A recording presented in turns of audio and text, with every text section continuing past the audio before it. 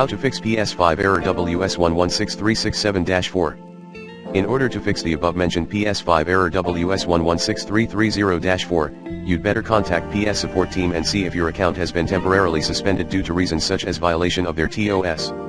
And try recovering your PS5 account later. You may also consider creating a new ID in PSN.